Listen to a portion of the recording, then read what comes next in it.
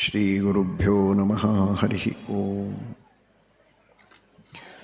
ಯತ್ಪದಂ ವೇದ ಸಂವೇದ್ಯಂ ಕಟಾಕ್ಷೇಣಾಪಿ ವೀಕ್ಷಿತುಂ ನ ಕ್ಷಮಂತೆ ವಿಮತಯಸ್ತಮುಪಾಸೇ ಶ್ರಿಯಃ ಪತಿಂ. ಮಯಿ ಸ್ಥಿತೋ ಮದಂಗೇಷು ಸ್ವತಂತ್ರೋ ವ್ಯಾಪ್ತವಾನ್ ಹರಿಃ ಸ ವಿಷ್ಣುಶ್ಚಾಸ್ವತಂತ್ರಂ ಮಾಂ ಸ್ವೇಚ್ಛಯಾ ವರ್ತಯತ್ಯಜಃ. ಸ್ವಾತ್ಮನಸ್ತಸ್ಯ ಪೂಜಾಸ್ಯುಃ ಮನೋವಾಕ್ಕಾಯವೃತ್ತಯಃ ಮಮೈತಾಃ ಇತಿ ಕರ್ತಾರಂ ಉದ್ದೇಶ್ಯಂಚ ಹರಿಂ ಸ್ಮರೇತ್. ಸಚ್ಛಾಸ್ತ್ರೋದಿತವರ್ತ್ಮನಾ ಪದಮಿದಂ ಧ್ಯಾಯನ್ಮದಂಕಾಂಕಿತಃ ಮನ್ಮಂತ್ರಂ ಜಪ ಶಾಸ್ತ್ರಸಂಪದಮಥೋ ದಾಸ್ಯಾಮಿ ಭಾಗ್ಯೈಃ ಸಹ.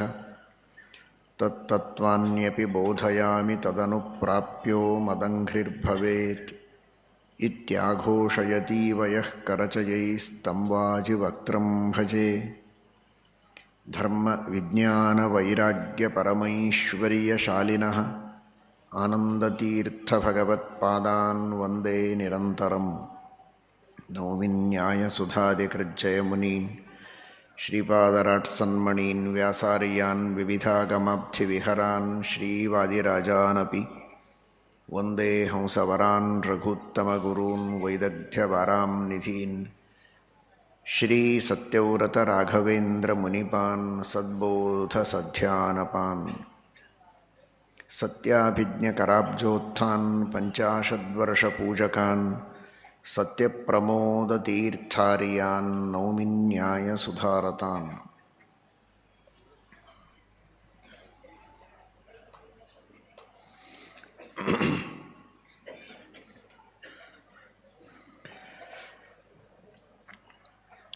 ಶ್ರೀರಾಮಚಂದ್ರನ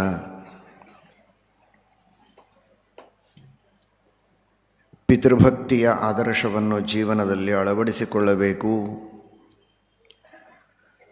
ತಂದೆ ತಾಯಿಗಳ ಉಪಕಾರ ಎಷ್ಟು, ಮಹತ್ವ ಎಷ್ಟು ಅಂತ ಮಹಾಭಾರತದ ಭೀಷ್ಮಾಚಾರ್ಯರ ಉಪದೇಶದ ಮಾತುಗಳಲ್ಲಿ ತಿಳಿಯುವ ಪ್ರಯತ್ನವನ್ನು ಮಾಡಿದ್ದೇವೆ. ಅದು ಭೀಷ್ಮರ ಮಾತು, ಶ್ರೀಕೃಷ್ಣನ ಮಾತು, ವೇದವ್ಯಾಸದೇವರ ಸಂದೇಶ ಎಂಬುದಾಗಿ ಅರ್ಥ ಮಾಡಿಕೊಂಡಿದ್ದೇವೆ. ಆ ತರಹದ ತಂದೆ ತಾಯಿಗಳ ಬಗ್ಗೆ ಶ್ರದ್ಧೆ, ವಿಶ್ವಾಸಗಳು ಮಕ್ಕಳಿಗೆ ಬರಬೇಕು. ಮಕ್ಕಳನ್ನು ಉತ್ತಮವಾದ ಧರ್ಮ ಮಾರ್ಗದಲ್ಲಿ, ನೀತಿ ಮಾರ್ಗದಲ್ಲಿ ನಡೆಯುವಂತೆ ಪ್ರೇರಣೆ ಕೊಡಬೇಕು. ಅದಕ್ಕಾಗಿ ಆ ಧರ್ಮದ ಶಾಸ್ತ್ರದ ಹಿನ್ನೆಲೆಯನ್ನು ನಾವು ಪಡೆದುಕೊಂಡಿರಬೇಕು ಅನ್ನುವ ಒಂದು ನಿರ್ಧಾರ, ಆ ಪ್ರಜ್ಞೆ ತಂದೆ ತಾಯಿಗಳಲ್ಲಿರಬೇಕು. ಇದನ್ನು ಭಾಗವತದ ಮಾತಿನಿಂದ ನಾವು ತಿಳಿದಿದ್ದೇವೆ ನಿನ್ನೆ, ಋಷಭನಾಮಕ ಪರಮಾತ್ಮನ ಮಾತಿನಿಂದ. ಮಕ್ಕಳಿಗೂ ತಂದೆ ತಾಯಿಗಳಿಗೂ ಎಲ್ಲರಿಗೂ ಅವರವರವರ ಕರ್ತವ್ಯವನ್ನು ವೇದವ್ಯಾಸ ರೂಪದಿಂದ, ಋಷಭನಾಮಕ ತನ್ನದೇ ಆದ ರೂಪದಿಂದ, ಕೃಷ್ಣ ರೂಪದಿಂದ, ರಾಮ ರೂಪದಿಂದ ಎಷ್ಟು ರೀತಿಯಿಂದ ಭಗವಂತ ನಮಗೆ ಉಪದೇಶವನ್ನು ಮಾಡಿ ನಮ್ಮನ್ನು ಉದ್ಧಾರ ಮಾಡುವುದಕ್ಕಾಗಿ ಅನುಗ್ರಹವನ್ನು ಮಾಡಿದ್ದಾನೆ ಅಂತ ಊಹೆ ಮಾಡೋದಕ್ಕೂ ಸಾಧ್ಯ ಇಲ್ಲ. ಅಂತಹ ಸಂದೇಶವನ್ನು ತಿಳಿದಿದ್ದೇವೆ. 9 ತಿಂಗಳು ಹೊಟ್ಟೆಯಲ್ಲಿ ಧಾರಣೆ ಮಾಡಿ, ಪಾಲನೆ ಪೋಷಣೆ ಮಾಡಿ ಬೆಳೆಸಿದ ತಾಯಿ ತನ್ನ ಅಧ್ಯಯನಕ್ಕಾಗಿ, ಜೀವನಕ್ಕಾಗಿ ಎಲ್ಲ ರೀತಿಯ ಪೋಷಣೆಯನ್ನು ಮಾಡಿ, ತಾನು ಉಪವಾಸ ಇದ್ದರೂ ಮಕ್ಕಳ ಬೆಳವಣಿಗೆಗಾಗಿ ಕಷ್ಟಪಟ್ಟು ದುಡಿದು ತಂದಾಕಿ ಬೇಡಿದ್ದನ್ನೆಲ್ಲ ಕೊಡಿಸಿ ಶರೀರವನ್ನು ಕೊಡುವುದಕ್ಕೂ ಮುಖ್ಯ ಕಾರಣನಾಗಿ ನಿಂತ ತಂದೆ ಅಂಥವರ ಸೇವೆಯನ್ನು ಮಾಡುವುದನ್ನು ಬಿಟ್ಟು, ಅವರ ಆಜ್ಞೆಯನ್ನು ಬಿಟ್ಟು ತಂದೆ ಎದುರಿಗೆ ತಂದೆ ನಡೆಸುವ ಯುವಕ ಎಂತಹ ಕೃತಜ್ಞನಾಗಿ ಇರಲಿಕ್ಕೆ ಸಾಧ್ಯ? ಅದೆಷ್ಟು ದೊಡ್ಡ ಕೃತಜ್ಞತೆ! ತಂದೆ ತಾಯಿಗಳ ಎದುರಿನಲ್ಲಿ ಆ ತರಹದ ವಿನಯವನ್ನು, ಆಜ್ಞೆಯನ್ನು ಪರಿಪಾಲನೆ ಮಾಡುವ ಒಂದು ಗುಣವನ್ನು ಕಲಿತರೆ ನೂರಾರು ಸದ್ಗುಣಗಳು ಇವನಲ್ಲಿ ಬರ್ತವೆ. ನೂರಾರು ತಪ್ಪುಗಳಿಂದ ದೂರ ಇರುವುದಕ್ಕೆ ಸಾಧ್ಯ ಇದೆ, ದುರ್ವ್ಯಸನಗಳಿಂದ ದೂರ ಇರುವುದಕ್ಕೆ ಸಾಧ್ಯ ಇದೆ. ಅದಕ್ಕೆ ಒಂದು ಪ್ರಸಿದ್ಧವಾದ ಮಾತನ್ನು ನೀವೆಲ್ಲ ಕೇಳಿರ್ತೀರಿ, ಕುಪುತ್ರೋ ಜಾಯೇತ ಕ್ವಚಿದಪಿ ಕುಮಾತಾ ನ ಭವತಿ ಅಂತ. ಕೆಟ್ಟ ಮಗ ಅಂತಿರಬಹುದು, ಕೆಟ್ಟ ತಾಯಿ ಅಂತ ಇರೋದಿಲ್ಲ ಅಂತ.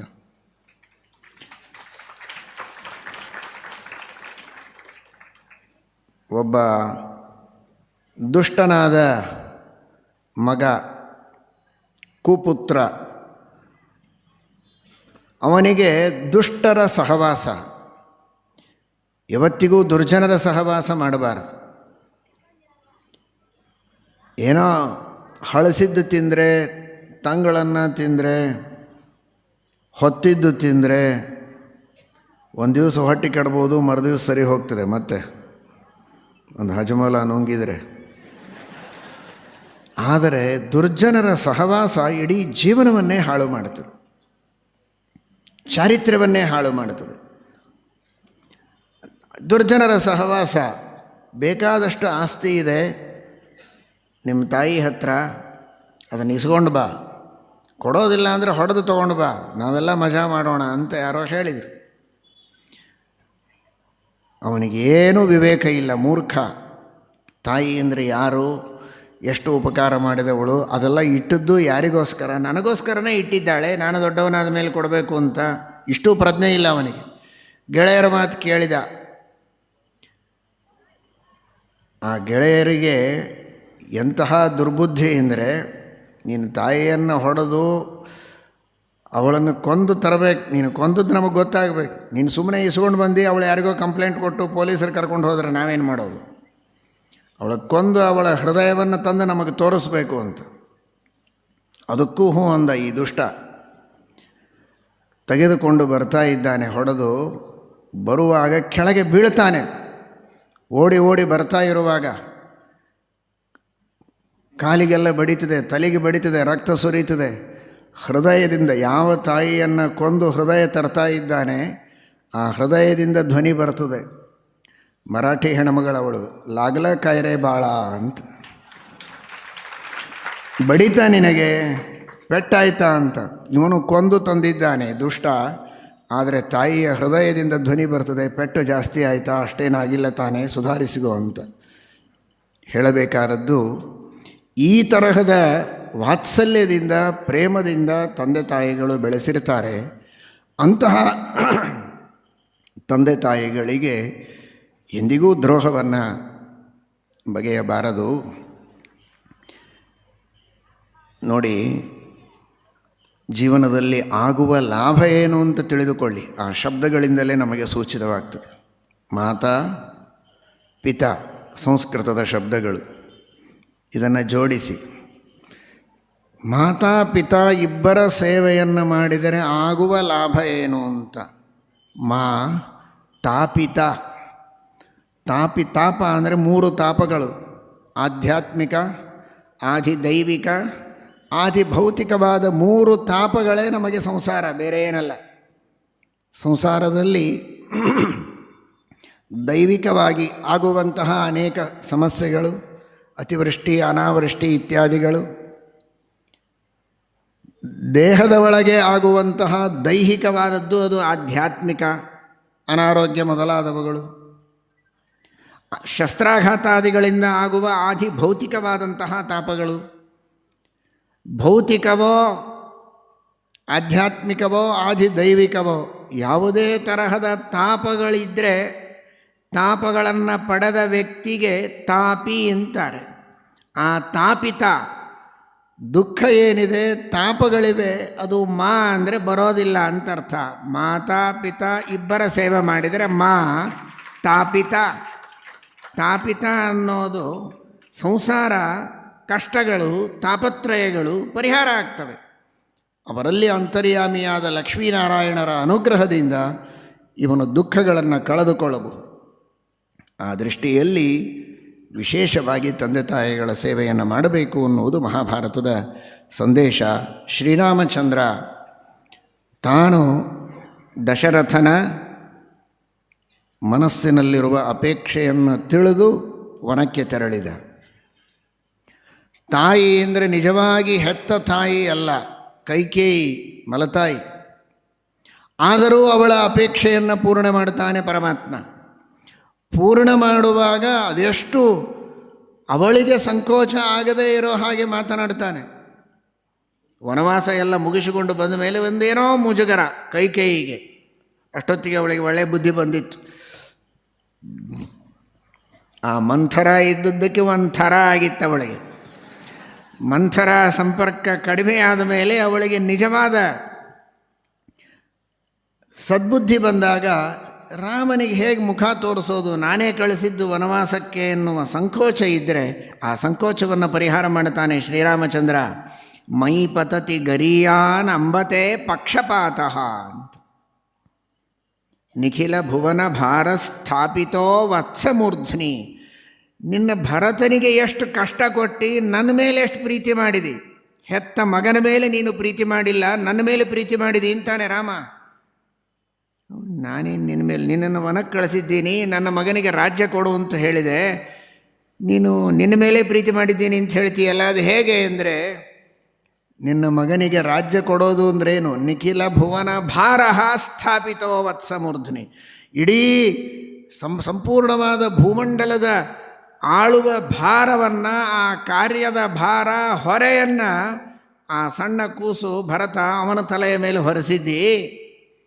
ನನ್ನ ಮೇಲೆ ಎಷ್ಟು ಪ್ರೀತಿ. ಆರಾಮಾಗಿ ಅರಣ್ಯದಲ್ಲಿ ತಿರುಗಾಡಿಕೊಂಡು ಪ್ರಕೃತಿ ಸೌಂದರ್ಯವನ್ನು ನೋಡ್ತಾ ವಿಹಾರ ಮಾಡಿಕೊಂಡು ಬಾ ಅಂತ 14 ವರ್ಷ ನನಗೆ ರಜೆ ಕೊಟ್ಟೆಲ್ಲ. ಒಂದು ದಿವಸ ಅಲ್ಲ, 2 ದಿವಸ ಅಲ್ಲ.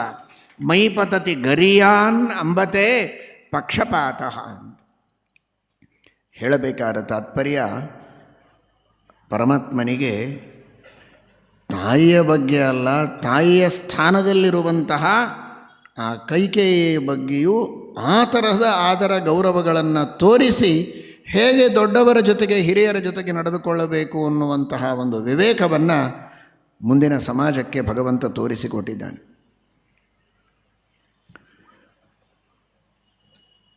ನಿಜವಾಗಿ ನೋಡಿದರೆ ಭಗವಂತನಿಗೆ ಕೈಕೇಯಿ, ಕೌಸಲ್ಯ, ಸುಮಿತ್ರ ಯಾವ ವ್ಯತ್ಯಾಸವೇ ಇಲ್ಲ. ಯಾಕೆಂದರೆ ಯಾರೂ ನಿಜವಾಗಿ ಹುಟ್ಟಿಸಿದವರೇ ಅಲ್ಲ ಅವನಿಗೆ. ಇವಳು ನಿಜವಾದ ತಾಯಿ, ಇವಳಲ್ಲ ಅನ್ನಲಿಕ್ಕೆ ಕೌಸಲ್ಯೆಯೂ ನಿಜವಾದ ತಾಯಿ ಅಲ್ಲವೇ ಅಲ್ಲ. ಕೇವಲ ಪ್ರಾದುರ್ಭಾವ ಭಗವಂತನದು, ಅವಳು ನಿಮಿತ್ತ ಮಾತ್ರ. ಅದಕ್ಕಾಗಿ ರುದ್ರ ಭಾಗಕ್ಕೆ ನಮಕ ಚಮಕಗಳಿಗೆ ವ್ಯಾಖ್ಯಾನ ಮಾಡುವ ಸತ್ಯಧರ್ಮತೀರ್ಥ ಶ್ರೀಪಾದಂಗಳವರು ಇದನ್ನೇ ಹೇಳುತ್ತಾರೆ. ತ್ರ್ಯಂಬಕ ಅಂತ ರಾಮದೇವರಿಗೆ ತ್ರ್ಯಂಬಕ ಅಂತ ಕರೀತಾರೆ ಅಂತ. 3 ಕಣ್ಣುಗಳಿವೆ, ಮುಕ್ಕಣ್ಣ. ರುದ್ರದೇವರಿಗೂ ತ್ರ್ಯಂಬಕ ಅಂತ ಕರೀತಾರೆ. ಶ್ರೀರಾಮನ ಪರವಾಗಿ ವೇದಕ್ಕೆ ವ್ಯಾಖ್ಯಾನ ಮಾಡ್ತಾ ಅವರು ಹೇಳ್ತಾರೆ ರಾಮನಿಗೂ ತ್ರ್ಯಂಬಕ ಅಂತ. ಯಾಕೆ ಅಂದರೆ 3 ಜನ ತಾಯಂದಿರಿದ್ದಾರೆ, ಕೌಸಲ್ಯ, ಸುಮಿತ್ರ, ಕೈಕೇಯಿ ಅಂತ. ಅಂಬ ಅಂದರೆ ತಾಯಿ, ನಿನ್ನೆ ಬಂತು.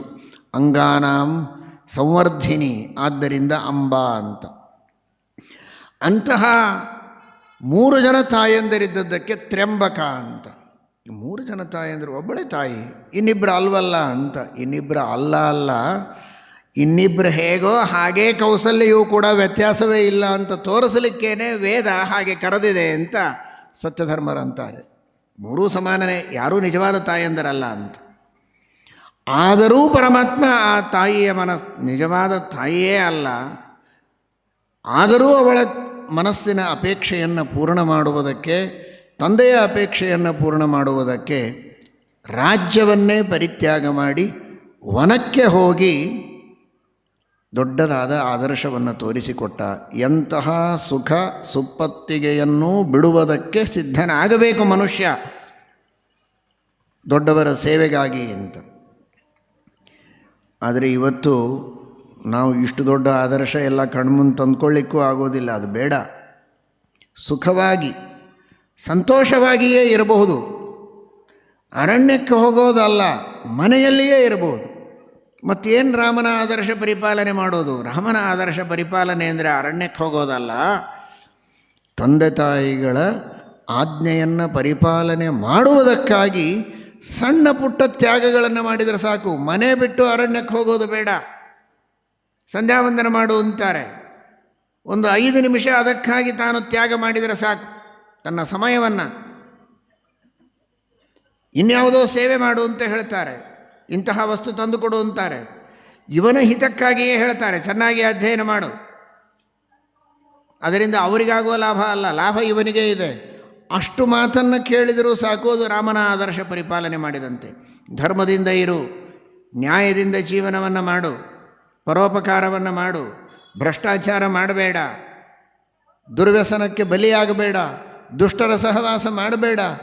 ಏನು ಹೇಳ್ತಾರೆ? ಒಳ್ಳೆಯ ಮಾತುಗಳನ್ನು ಹೇಳೋದು ಬಿಟ್ಟರೆ ಬೇರೆ ಏನು ಕೆಟ್ಟದನ್ನು ಹೇಳ್ತಾರೆ. ಇವುಗಳನ್ನು ಕೇಳಿದರೆ ಆಗೋದು ಇವನಿಗೆ ಒಳಿತು, ಇವನ ಉದ್ಧಾರವೇ ಆಗ್ತದೆ. ಅಷ್ಟಕ್ಕಾಗಿ ಕೆಲವು ತನ್ನ ಮಾನಸಿಕ ಸಣ್ಣ ಪುಟ್ಟ ಅಪೇಕ್ಷೆಗಳನ್ನು ಬಿಡಬೇಕಾಗತ್ತೆ. ಅಷ್ಟನ್ನು ಬಿಟ್ಟರೆ ಶ್ರೀರಾಮನ ಆದರ್ಶವನ್ನು ಪರಿಪಾಲನೆ ಮಾಡಿದಂತೆಯೇ ಸರಿ. ಕೊನೆ ಪಕ್ಷ ತಂದೆ ತಾಯಿಗಳ ಮಾತು ಕೇಳಿ ತಾನು ಅರಣ್ಯಕ್ಕೆ ಹೋಗೋದು ಬೇಡ, ಹೆಂಡತಿಯ ಮಾತು ಕೇಳಿ ತಂದೆ ತಾಯಿಗಳನ್ನು ಅರಣ್ಯಕ್ಕೆ ಕಳಿಸದೇ ಇದ್ದರೆ ಸಾಕು. ಕಲಿಯುಗದ ರಾಮರು ಅಂತ ಹೇಳಬಹುದವರು, ರಾಮನ ಅನುಗ್ರಹಕ್ಕೆ ಪಾತ್ರರಾದವರು ಅಂತ. ಎಷ್ಟು ಜನ ತಂದೆ ತಾಯಿಗಳು ಮನೆಯಲ್ಲಿ ಇದ್ದರೆ ಮದುವೆಯೇ ಆಗೋದಿಲ್ಲ ಅಂತ ಹೇಳುವ ಹೆಣ್ಣು ಮಕ್ಕಳಿದ್ದಾರೆ. ಅವರೂ ಈ ವಿಷಯವನ್ನು ತಿಳಿಯಬೇಕು. ತನ್ನ ತಂದೆ ತಾಯಿಯನ್ನು ತಾನು ಪ್ರೀತಿಸುವಂತೆ ಗಂಡನು ಅವರ ತಂದೆ ತಾಯಿಯನ್ನು ಪ್ರೀತಿಸ್ತಾನೆ. ಅವರ ಜೊತೆಗೆ ತಾನು ಹೊಂದಿಕೊಳ್ಳುವ ಪ್ರಯತ್ನವನ್ನು ಮಾಡಬೇಕು. ಅದೇ ನಿಜವಾದ ತಪಸ್ಸು, ದೊಡ್ಡ ತಪಸ್ಸು. ಒಂದು ಕಾಲಕ್ಕೆ ಇದು ಬಹಳ ಸಹಜವಾಗಿತ್ತು, ಈಗ ಇನ್ನೂ ವಿಶೇಷವಾದ ತಪಸ್ಸು. ಒಬ್ಬ ವ್ಯಕ್ತಿಯ ಭಾವನೆಗಳನ್ನು ಅರ್ಥ ಮಾಡಿಕೊಂಡು ಅವರ ಜೊತೆಗೆ ಜೀವನವನ್ನು ಮಾಡುವುದಕ್ಕೆ ಕಲಿತರೆ ಎಲ್ಲರ ಬಾಳು ಬಂಗಾರವಾಗ್ತದೆ, ಎಲ್ಲರೂ ಸುಖವಾಗಿರಬಹುದು, ನಗನಗತಾ ಇರಬಹುದು. ಗಂಡನಿಗೂ ಕಷ್ಟ ಕೊಟ್ಟು ವಯಸ್ಸಾದ ಅತ್ತೆ ಮಾವಂದರಿಗೂ ಮನೆಯಿಂದ ಹೊರಗೆ ಹಾಕಿ ತಾವು ಸುಖ ಪಡೋದು ಅಂದರೆ ನಿಜವಾದ ಅರ್ಥದಲ್ಲಿ ಅದು ಸುಖ ಅಲ್ಲ, ಅದು ಸ್ವರ್ಗ ಅಲ್ಲ, ನರಕವೇ. ಮೊದಲು ತೋರುತ್ತಿದೆ ಮಧುರ ವಿಷಯ ಸುಖ, ಪ್ರಾರಂಭದಲ್ಲಿ ಸುಖ ತೋರಬಹುದು. ಆದರೆ ಯಾವ ತರಹದ ಕರ್ಮವನ್ನು ಮಾಡಿರ್ತಾನೋ ಅದಕ್ಕೆ ಹಾಗೇ ಫಲವನ್ನು ದೇವರು ಕೊಡ್ತಾನೆ. ಅದೇ ಪರಿಸ್ಥಿತಿ ಇವರಿಗೂ ಬರುತ್ತೆ. ಆಗ ದುಃಖ ಪಡ್ತಾರೆ. ಕಾಲ ಮಿಂಚಿ ಹೋಗಿರುತ್ತದೆ, ಮಾಡಲಿಕ್ಕೇನಾಗೋದಿಲ್ಲ. ತನ್ನ ಅತ್ತೆ ಮಾವಂದಿರನ್ನು ತಾನು ಹೊರಗೆ ಹಾಕಿದರೆ ತಮ್ಮನ್ನೂ ಹೊರಗೆ ಹಾಕುವಂತಹ ಸೊಸೆಯರು ಬರ್ತಾರೆ. ಇದು ಚಕ್ರ. ಆ ತರಹ ಆಗದಂತೆ ಇಡೀ ದೊಡ್ಡದಾದ ಪ್ರಾಚೀನ ಕಾಲದಂತಹ ಅವಿಭಕ್ತ ಕುಟುಂಬ ಇಲ್ಲದಿದ್ದರೂ ಕೂಡ ತಂದೆ ತಾಯಿ ಮಕ್ಕಳು ಸೊಸೆ ಇಷ್ಟಾದರೂ ಜೊತೆಗೆ ಇರುವಂತಹ ಒಂದು ಪ್ರವೃತ್ತಿ ಬಂದರೆ ಅಷ್ಟಾದರೂ ತಂದೆ ತಾಯಿಗಳನ್ನು ಆರೈಕೆ ಎಷ್ಟೋ ಜನ ಇವತ್ತಿಗೂ ತಂದೆ ತಾಯಿಗಳನ್ನು ಅತೀ ಭಕ್ತಿಯಿಂದ ಸೇವೆ ಮಾಡುವವರಿದ್ದಾರೆ. ಎಲ್ಲರೂ ಕೆಟ್ಟವರು ಅಲ್ಲವೇ ಅಲ್ಲ, ಬೇಕಾದಷ್ಟು ಜನ ಇದ್ದಾರೆ. ಅದಕ್ಕಾಗಿ ಬಹಳ ದೂರದಲ್ಲಿ ಹೋದವರು ಕೆಲಸ ಬಿಟ್ಟು ಬಂದವರಿದ್ದಾರೆ. ಸಂಬಳ ಕಡಿಮೆಯಾದರೂ ಅಡ್ಡಿ ಇಲ್ಲ, ತಂದೆ ತಾಯಿಗಳ ಸೇವೆ ಮಾಡಬೇಕು ಅಂತ. ಕೆಲವರಂತೂ ಕೆಲಸವನ್ನೇ ಬಿಟ್ಟು ಹೇಗೋ ಕಷ್ಟದಿಂದ ಜೀವನ ಮಾಡುತ್ತಾ ತಂದೆ ತಾಯಿಗಳ ಸೇವೆ ಮಾಡುವವರಿದ್ದಾರೆ. ನಾವು ನೋಡಿದ್ದೇವೆ, ಪ್ರತ್ಯಕ್ಷವಾಗಿ ನೋಡಿದ್ದೇವೆ. ನಿಜವಾಗಿ ಅವರನ್ನು ಅಭಿನಂದಿಸಬೇಕು. ಅಂತಹ ಸಜ್ಜನರಿದ್ದಾರೆ. ಅದು ಶ್ರೀರಾಮಚಂದ್ರನ ಆದರ್ಶ. ಇನ್ನು ದೇವರ ಬಗ್ಗೆ ತಿಳಿಯೋದಾದರೆ ಅವರವರ ತಂದೆ ತಾಯಿಗಳ ಸೇವೆಯನ್ನು ಮಾಡಬೇಕು, ಆಜ್ಞೆಯ ಉಲ್ಲಂಘನ ಮಾಡಬಾರದು ಅನ್ನೋದೇ ಇಷ್ಟು ಮಹತ್ವದ್ದಾದರೆ ದೇವರ ಆಜ್ಞೆಯನ್ನು ಉಲ್ಲಂಘನೆ ಮಾಡಿದರೆ ಏನಾಗತ್ತೆ ಅಂತ ಆಲೋಚನೆ ಮಾಡಿ, ಕಂಪೇರ್ ಮಾಡಿ ನೋಡಿ. ನಮ್ಮ ತಂದೆ ತಾಯಿಗಳೆಲ್ಲ ಒಂದು ಜನ್ಮದ ತಂದೆ ತಾಯಿ. ಯಾವ ಯಾವ ಜನ್ಮಗಳಲ್ಲಿ ಯಾರ್ಯಾರು ತಂದೆ ತಾಯಿ ಆಗಿದ್ದರು ಅಂತ ನಮಗೆ ಗೊತ್ತಿಲ್ಲ. ಒಂದರ್ಥದಲ್ಲಿ ಎಲ್ಲರೂ ತಂದೆಯಾಗಿ, ಶತ್ರುಗಳಾಗಿ, ಮಿತ್ರರಾಗಿ, ಅಣ್ಣ ತಮ್ಮಂದು ಏನೇನೋ ಸಂಬಂಧದಲ್ಲಿ ಹುಟ್ಟಿ ಬಂದಿರ್ತಾರೆ. ಅನಾದಿ ಕಾಲದ ಸಂಸಾರ. ಇವತ್ತು ಬಂಧು ಆದವನು ಜನ್ಮಾಂತರದಲ್ಲಿ ಶತ್ರು ಆಗಿರಬಹುದು. ಇವತ್ತು ತಂದೆಯಾದವನು ಹಿಂದೆ ಮಗನೂ ಆಗಿರಬಹುದು, ಗೆಳೆಯನೂ ಆಗಿರಬಹುದು, ಶತ್ರುವೂ ಆಗಿರಬಹುದು, ಏನೇನೋ ಆಗಿರಬಹುದು. ಯಾವ್ಯಾವುದೋ ಜನ್ಮದಲ್ಲಿ ಯಾರ್ಯಾರಿಗೆ ಯಾರ್ಯಾರೋ ಏನೇನೋ ಸಂಬಂಧಿಕರಾಗಿ ಬಂದಿದ್ದಾರೆ. ತಾನಿದ್ದ ಊರೆಷ್ಟೋ, ಎಷ್ಟು ಊರುಗಳಲ್ಲಿ ತಾನು ಹುಟ್ಟಿ ಬಂದನೋ ಲೆಕ್ಕ ಇಲ್ಲ. ಪ್ರಾಯ ಎಲ್ಲ ಊರುಗಳು. ಒಬ್ಬ ವ್ಯಕ್ತಿ ಹಚ್ಕೊಳ್ತಾನೆ ತನ್ನ ಊರ ಹೆಸರು, ತನ್ನ ಹೆಸರು ಬರೆದು ಅದರ ಮುಂದೆ ಇಂತಹ ಊರು ಧಾರವಾಡ, ಹುಬ್ಬಳ್ಳಿ, ಅವರವರ ಊರುಗಳ ಹೆಸರನ್ನು ಬರ್ಕೊಳ್ತಾರೆ. ಅವನ ಒಂದು ಜನ್ಮದ ಊರಿನ ಹೆಸರು ಬರೆಯಬಹುದು. ಟ್ರಾನ್ಸ್ಫರ್ ಆಗೋವರಿಗಂತೂ ಒಂದು ಜನ್ಮದ ಊರೇ 10 ಆಗಿರುತ್ತದೆ. ಆದರೆ ಇವನು ಎಷ್ಟು ದೇಹಗಳಲ್ಲಿ ಟ್ರಾನ್ಸ್ಫರ್ ಆಗಿ ಬಂದಿದ್ದಾನೆ, ಊರುಗಳಲ್ಲ, ಎಷ್ಟು ದೇಹಗಳನ್ನು ದಾಟಿ ಬಂದಿದ್ದಾನೆ, ಎಷ್ಟು ಬಾರಿ ಮಾನವನಾಗಿ ಹುಟ್ಟಿದ್ದಾನೆ ಲೆಕ್ಕ ತೆಗೆದರೆ ಪ್ರಪಂಚದೊಳಗಿನ ಎಲ್ಲ ಊರುಗಳನ್ನು ಇವನು ಮುಂದೆ ಬರಿಬೇಕಾಗತ್ತೆ. ಅಷ್ಟು ಊರುಗಳ ಸಂಬಂಧ ಇವನಿಗಿದೆ.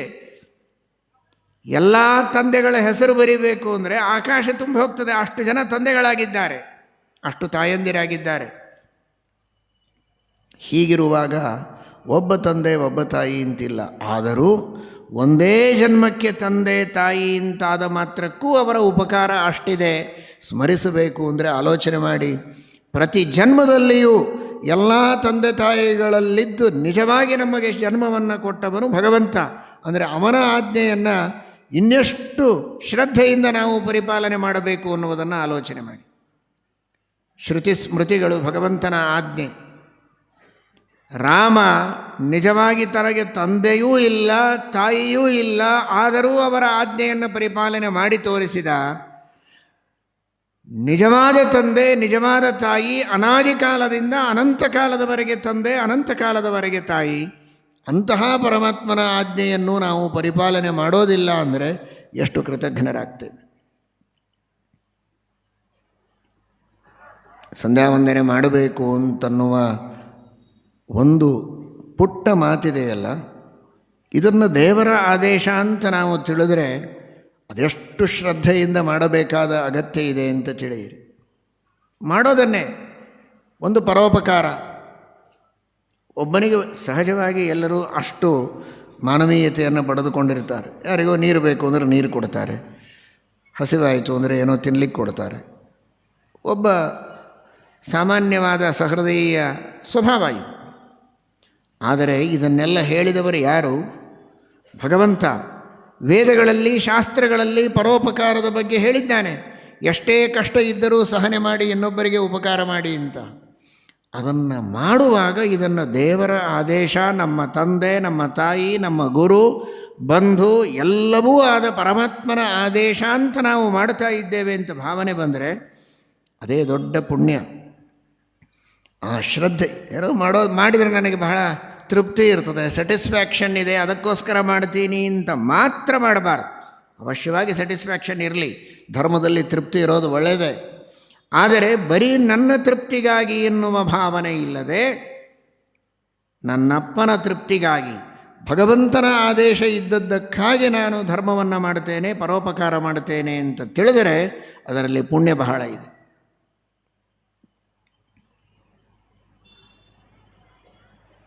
ಸಣ್ಣ ಪುಟ್ಟ ಊಟ ಆದ ಮೇಲೆ ಕೈ ತೊಳಿತೀರ.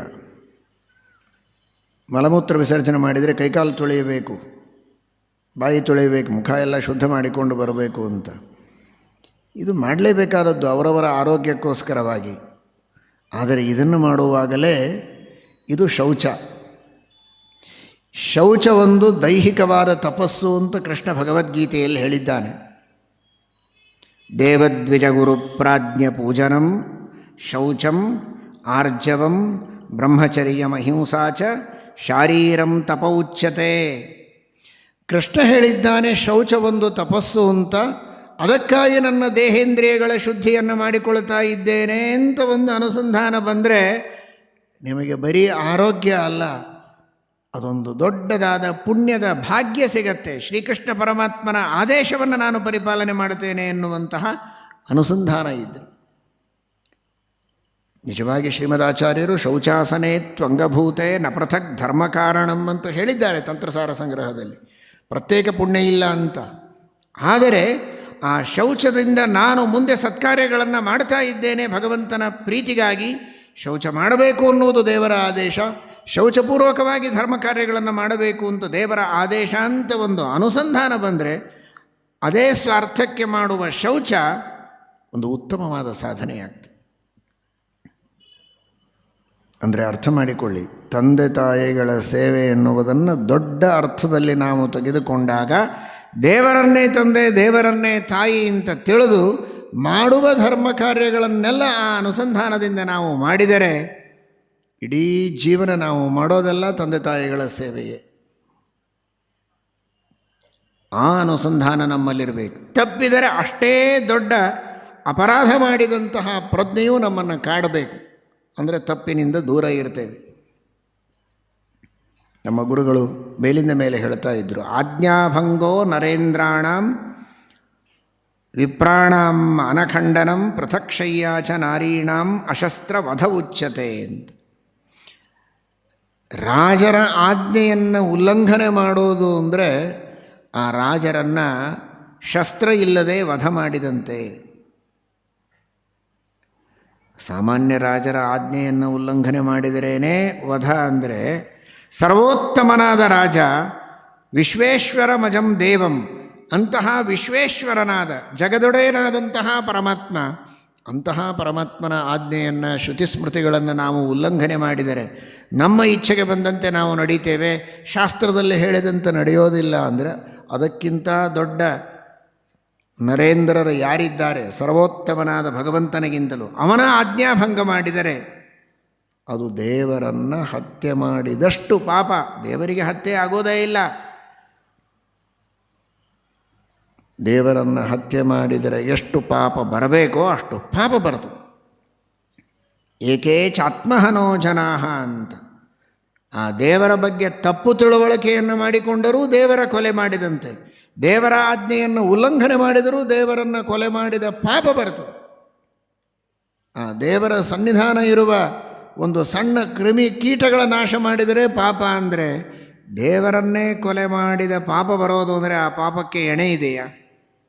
ಅಷ್ಟು ಪಾಪ ಇವನು ವಿಹಿತ ಕರ್ಮಗಳನ್ನು ಮಾಡದೆ ದೇವರ ಆಜ್ಞೆಯನ್ನು ಉಲ್ಲಂಘನೆ ಮಾಡಿದರೆ, ನಿಷಿದ್ಧ ಕರ್ಮಗಳನ್ನು ಮಾಡಿದರೆ ಬರುತ್ತೆ ಅನ್ನುವ ಎಚ್ಚರಿಕೆಯಿಂದ ಮನುಷ್ಯ ವರ್ತನೆಯನ್ನು ಮಾಡಬೇಕು ಅನ್ನುವುದನ್ನು ಶ್ರೀರಾಮಚಂದ್ರನ ಆದರ್ಶದಿಂದ ನಾವು ತಿಳಿಯಬೇಕಾದದ್ದು.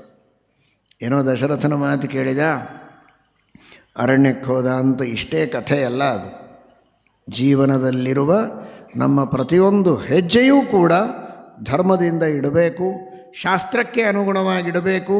ಶಾಸ್ತ್ರ ಇದು ತಂದೆಯಾದ ಪರಮಾತ್ಮನ ಆಜ್ಞೆ, ಅದರ ಉಲ್ಲಂಘನೆ ಮಾಡಬಾರದು ಅನ್ನುವುದು ರಾಮನ ಸಂದೇಶ. ಜೊತೆಗೆ ದಶರಥನ ಮಾತನ್ನು ಕೇಳಿ ಶ್ರೀರಾಮಚಂದ್ರ ಹೊರಟದ್ದು ವನಕ್ಕೆ.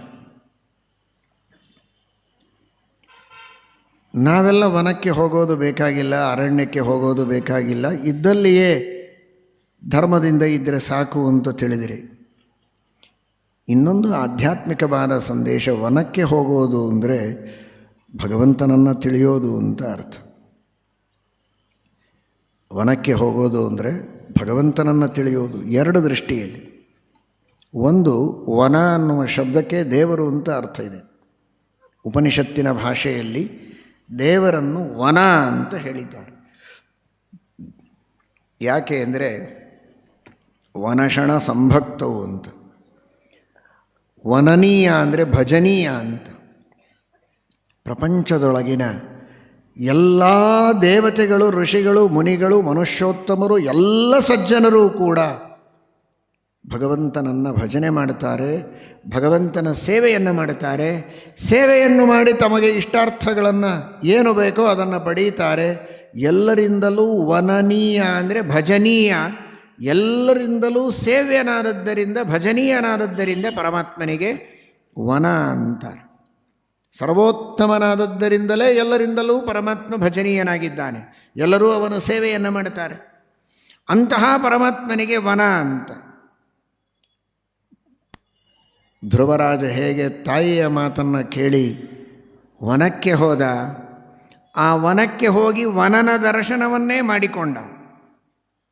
ತಾಯಿಯ ಮಾತನ್ನು ಕೇಳಿ ನಿಜವಾದ ವನಕ್ಕೆ ಹೋದದ್ದೂ ಸರಿ, ಆ ವನದಲ್ಲಿ ವನಶಬ್ದವಾಚ್ಯನಾದ ಭಗವಂತನನ್ನು ಪ್ರತ್ಯಕ್ಷ ದರ್ಶನ ಮಾಡಿಕೊಂಡದ್ದೂ ಸರಿ.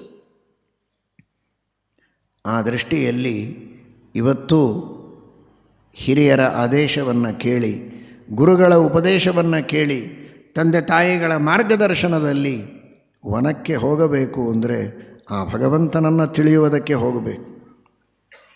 ಗುರುಗಳ ಹತ್ತಿರ ಹೋಗಬೇಕು. ನಿಮ್ಮ ನಿಮ್ಮ ಊರುಗಳಲ್ಲಿರುವಂತಹ ವಿದ್ವಾಂಸರು, ಜ್ಞಾನಿಗಳು, ಉಪದೇಶ ಮಾಡುವವರು, ಭಗವಂತನ ಮಹಿಮೆಯನ್ನು ಕೊಂಡಾಡುವವರು, ಶಾಸ್ತ್ರಗಳ ಉಪದೇಶ ಮಾಡುವವರು, ಅವರ ಹತ್ತಿರ ಹೋಗಬೇಕು, ಕೇಳಬೇಕು. ಅದೇ ವನಕ್ಕೆ ಹೋದಂತೆ, ಭಗವಂತನ ಹತ್ತಿರ ಹೋದಂತೆ. ಎಲ್ಲಿ ಮನುಷ್ಯನಿಗೆ ನಾನು ಮಾಡಿದ್ದು, ಮನುಷ್ಯರು ಮಾಡಿದ್ದು ಅಂತನ್ನುವ ಅಹಂಕಾರ ಬರುವುದಕ್ಕೆ ಸಾಧ್ಯ ಇಲ್ಲ, ಅಂತಹ ಪ್ರದೇಶಕ್ಕೆ ಹೋಗಿ ಭಗವತ್ತತ್ವವನ್ನು ತಿಳಿದುಕೊಂಡು ಬರಬೇಕಾದದ್ದು. ಅದಕ್ಕೆ ದಾಸರು ತಲ್ಲಣಿಸದಿರೋ ಕಂಡ್ಯ ತಾಳೋ ಮನವೇ, ಎಲ್ಲರನ್ನೂ ಸಲಹುವನು ಇದಕ್ಕೆ ಸಂಶಯವಿಲ್ಲ ಎಂಬ ಪದ್ಯದಲ್ಲಿ ಹೇಳಿದ್ದು. ಮನೆ ನೋಡಿದರೆ ಏದೋ ಇಂಜಿನಿಯರ್ ಕಟ್ಟಿದ್ದು, ಇನ್ಯಾವುದೋ ಕಾರುಗಳು, ಟ್ರೇನು, ಬಸ್ಸು ಇದೆಲ್ಲ ನಮ್ಮ ಮನುಷ್ಯರೇ ಮಾಡಿದ್ದು ಅಂತ ಮನುಷ್ಯನಿಗೊಂದು ಅಹಂಕಾರ ಇರ್ತದೆ. ತಾನು ಮಾಡಿದ್ದು, ಇಲ್ಲ ತನ್ನಂಥ ಮನುಷ್ಯರು ಮಾಡಿದ್ದು, ದೇವರದೇನು ಅಂತಾನೆ. ಅದಕ್ಕೆ ವನಕ್ಕೆ ಹೋಗಬೇಕು ಅಂತ ಶಾಸ್ತ್ರ ಹೇಳಿತು. ವನಕ್ಕೆ ಹೋಗೋದು ಅಂದರೆ ಯಾವುದು ಭಗವಂತನ ಸೃಷ್ಟಿ, ಎಲ್ಲಿ ಮಾನವರ ಹಸ್ತಕ್ಷೇಪ ಇಲ್ಲ, ಆದರೂ ಮುಗಿಲೆತ್ತರದ ಗಿಡಗಳು ಬೆಳೆದು ನಿಂತಿವೆ, ಬೆಟ್ಟಗಳು ಇವೆ, ನದಿ ಇದೆ, ಸಮುದ್ರ ಇದೆ, ನಕ್ಷತ್ರಗಳಿವೆ, ಎಲ್ಲಿ ಮಾನವನ ಕೈವಾಡ ಇಲ್ಲ, ಅಂತಹ ವಸ್ತುಗಳನ್ನು ನೋಡಿ, ಅದನ್ನು ನೋಡಿದಾಗ ಇದನ್ನೆಲ್ಲ ಮಾಡಿದಂತಹ ವ್ಯಕ್ತಿ ಸರ್ವೋತ್ತಮನಾದವನಿದ್ದಾನೆ, ಮಾನವರ ಶಕ್ತಿಯನ್ನು ಮೀರಿದ ವ್ಯಕ್ತಿ ಇದ್ದಾನೆ, ಸರ್ವಜ್ಞನಾದ ಸರ್ವಶಕ್ತನಾದ ಭಗವಂತನಿದ್ದಾನೆ ಎನ್ನುವ ಪ್ರಜ್ಞೆ ಜಾಗೃತವಾಗಬಹುದೋ ಆ ಪರಿಸರಕ್ಕೆ ಹೋಗಿ ಎನ್ನುವ ಅಭಿಪ್ರಾಯದಲ್ಲಿ ತಂದೆ ತಾಯಿಗಳ ಪ್ರೀತಿಗಾಗಿ ರಾಮ ಅರಣ್ಯಕ್ಕೆ ಹೋದ. ಇದರರ್ಥ ವನಕ್ಕೆ ಹೋದ ಅನ್ನುವುದರ ಸಂದೇಶ ಏನು ಅಂದರೆ, ದೊಡ್ಡವರ ಮಾರ್ಗದರ್ಶನದಲ್ಲಿ ಭಗವತ್ತತ್ವವನ್ನು ತಿಳಿಯುವುದಕ್ಕೆ ಏಕಾಂತದಲ್ಲಿದ್ದು ಮಾನವರ ಶಕ್ತಿಯನ್ನು ಮೀರಿದಂತಹ ಅದ್ಭುತವಾದ ಜಾಗತಿಕ ಸತ್ಯಗಳನ್ನು ಕಂಡು ಆ ಭಗವತ್ತತ್ವವನ್ನು ತಿಳಿಯುವ ಪ್ರಯತ್ನವನ್ನು ಮಾಡಬೇಕು ಅನ್ನುವ ದೃಷ್ಟಿಯಲ್ಲಿ ಈ ಸಂದೇಶವನ್ನು ಕೊಟ್ಟಿದ್ದಾನೆ. ಅದನ್ನೇ ಪ್ರಹ್ಲಾದರಾಜರು ಹೇಳಿದರು. ಧ್ರುವರಾಜರು ವನಕ್ಕೆ ಹೋಗಿ ತೋರಿಸಿದರು, ಪ್ರಹ್ಲಾದರಾಜರು ಉಪದೇಶದಲ್ಲಿ ತಿಳಿಸ್ತಾರೆ. ವನಂಗತೋ ಯದ್ಧರಿಮಾಶ್ರಯೇತ. ಆ ಸಂದೇಶವನ್ನು ಶ್ರೀರಾಮಚಂದ್ರ ತನ್ನ ಚರಿತ್ರೆಯ ಮೂಲಕ ನಮಗೆಲ್ಲ ತಿಳಿಸಿಕೊಟ್ಟಿದ್ದಾನೆ ಅಂತ ಭಾವಿಸೋಣ. ಈಗ ಅರಣ್ಯಕ್ಕೆ, ವನಕ್ಕೆ ಹೋಗುವ ಸಾಧ್ಯತೆ ಇಲ್ಲದಿದ್ದರೂ ಮಾನಸಿಕವಾಗಿ ಸ್ವಲ್ಪ ಬಾಹ್ಯ ಪ್ರಪಂಚದಿಂದ ದೂರ ಇದ್ದು ಕಣ್ಣು ಮುಚ್ಚಿ ಆ ಭಗವಂತನ ಧ್ಯಾನವನ್ನು ಮಾಡಬೇಕು. ಗ್ರಹ ನಕ್ಷತ್ರಗಳು ಎಲ್ಲವನ್ನು ಕಣ್ಣು ಮುಂದೆ ತಂದುಕೊಂಡು, ನದಿ ಸಮುದ್ರಗಳನ್ನು, ಪರ್ವತಗಳನ್ನೆಲ್ಲ ತಂದುಕೊಂಡು, ಇದೆಲ್ಲವನ್ನು ಸೃಷ್ಟಿ ಮಾಡಿದವನು ಭಗವಂತ ಅಂತ ನೀವಿದ್ದಲ್ಲಿಯೇ, ಕುಳಿತಲ್ಲಿಯೇ, ಮನೆಯಲ್ಲಿಯೇ ಆ ಪ್ರಪಂಚದ ಚಿಂತನವನ್ನು ಮಾಡಿ ಪ್ರಪಂಚದ ವಿಧಾತೃವಾದ ಪರಮಾತ್ಮನ ಲೋಕೋತ್ತರವಾದ ಶಕ್ತಿಯನ್ನು ಸ್ಮರಿಸಿದರೆ ನೀವು ಅರಣ್ಯಕ್ಕೆ ಹೋದಾಗೇನೆ, ವನಕ್ಕೆ ಹೋದಾಗೇನೆ ಲೆಕ್ಕ. ಅಷ್ಟಾದರೂ ಜೀವನದಲ್ಲಿ ದಿನಕ್ಕೆ ಸ್ವಲ್ಪ ಹೊತ್ತು ಭಗವಂತನ ಧ್ಯಾನಕ್ಕೆ, ಭಗವತ್ತತ್ವದ ಚಿಂತನಕ್ಕೆ ಮೀಸಲಾಗಿಡೋಣ ಅನ್ನುವ ಪ್ರತಿಜ್ಞೆಯನ್ನು ನಾವು ಮಾಡಿದರೆ ಭಗವಂತನ ಆದೇಶವನ್ನು, ಸಂದೇಶವನ್ನು ನಮ್ಮ ಜೀವನದಲ್ಲಿ ಪರಿಪಾಲನೆ ಮಾಡಿದಂತೆ, ದೇವರ ಆದರ್ಶವನ್ನು ನಾವು ಅಳವಡಿಸಿಕೊಂಡಂತೆ ಆಗತ್ತೆ ಎನ್ನುವ ದೃಷ್ಟಿಯಲ್ಲಿ ಈ ಒಂದು ಆದರ್ಶವನ್ನು ಎಲ್ಲರೂ ಚೆನ್ನಾಗಿ ಪರಿಪಾಲನೆ ಮಾಡೋಣ. ಪ್ರಾಕ್ಟಿಕಲ್ಲಾಗಿ ಪರಿಪಾಲನೆ ಮಾಡಿ, ಥಿಯರಿ ಮಾತ್ರ ಬೇಡ.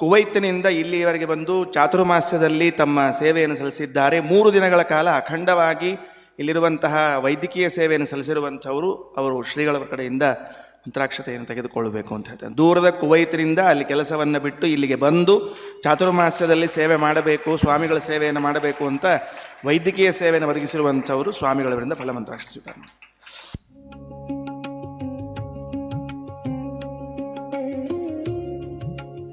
ನಾಳಿನ ಕಾರ್ಯಕ್ರಮಗಳು ಬೆಳಗ್ಗೆ 7 ಗಂಟೆಗೆ ಸರಿಯಾಗಿ ಎಲ್ಲ ಪಾದಪೂಜೆ ಸ್ಲಾಟ್ ತೆಗೆದುಕೊಂಡವರು ಮಾತ್ರ ಬೇಗನೆ ಬರಬೇಕು.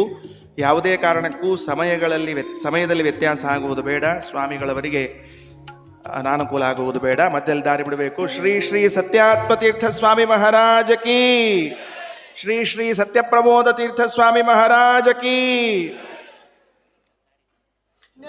ಮಧ್ಯದಲ್ಲಿ ದಾರಿ ಬಿಡಿ. ನಿಂತ್ಕೋಬೇಡಿ, ದಾರಿಯಲ್ಲಿ ನಿಂತ್ಕೋಬೇಡ್ರಿ, ದೂರ ಸರಿ ಸ್ವಲ್ಪ.